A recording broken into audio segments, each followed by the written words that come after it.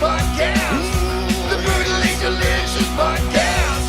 The Brutally Delicious Podcast. The Brutally Delicious Podcast.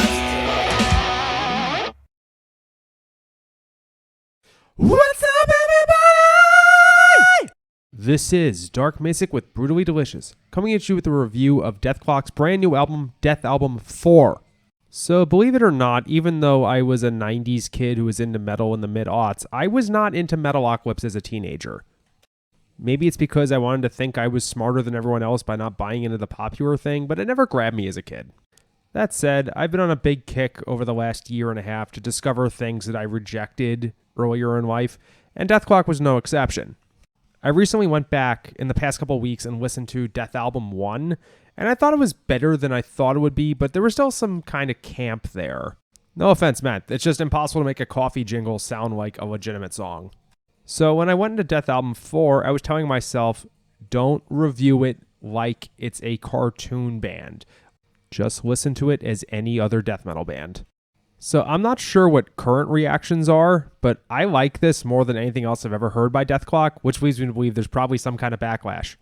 Going right into it, Gardener of Vengeance was a really cool track. It's nice to hear Gene Hoglan again. I presume he's drumming on this. I actually haven't figured it out. The spoken word, sound effect, whatever you'd like to call it, murder segment did seem kind of campy, but I guess it is unfair to judge it by that standard, and it's not like Cannibal Corpse is dead serious. The guitar solos in production are so much better than I was expecting. I definitely would never have heard the solo isolated and thought, gee, this is a meme band. And appropriately, because Swissgar is clearly based off of Jeff Loomis, production reminds me of old Nevermore. The music style is fairly different, but the production is pretty damn close to like This Godless Endeavor. Moving on, Mutilation on a Saturday Night. This is a really fun track. I like the vibe it's got going to it. I don't know what better word to use for it. It reminds me of Arch Enemy, but better. Again with the Jeff Loomis connection. I Am the Beast. I'm going to take so much shit for saying this, but moments of this kind of reminded me of Black Dahlia Murder. It's much less intense, and again, I'm sure all of their fans are getting ready to kill me for comparing a cartoon band to BDM, but just something about the melodic death metal style. And DETHKLOK is not normally what I would think of as mellow death, but here they strike that. Okay, Wikipedia lists them as melodic death metal first and foremost, so I guess I'm nuts. Guys, for real, I've seen Black Dahlia Murder 4 times, 3 times with Trevor. It's not a disrespectful comparison, I promise. I normally start these reviews off by trying to compare them to other bands. At this point, I think DETHKLOK is well established enough. I mean, Dethalbum 2, I think, is the best-selling death metal album of all time, if I'm not mistaken. But if you are unfamiliar, I would say that the last 2 bands I named are probably the best approximation. Arch Enemy meets Black Dahlia Murder. Heaviness roughly halfway in between the two, maybe closer to Arch Enemy. Basically a blending of what I would say is Black Dahlia Murder's cleverness with Arch Enemy's accessibility. Moving on to some more songs. Horse of Fire. There's a really nice chorus here with some cool melody.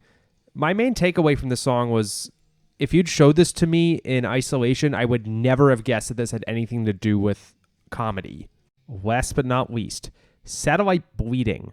Great track, but did they really just rip off Redneck by Lamb of God here? I'm not a big Lamb of God fan, but when they hit the line about invitations, it stood out immediately.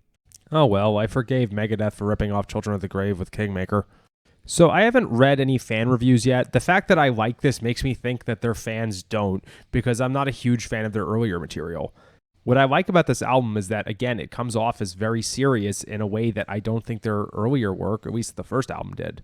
This is a weird comparison since it's not metal at all, but I'm also thinking of a band like Blink-182 that started out being really sophomoric and silly, but eventually released songs like Stay Together for the Kids and I Miss You, and the fans love those too.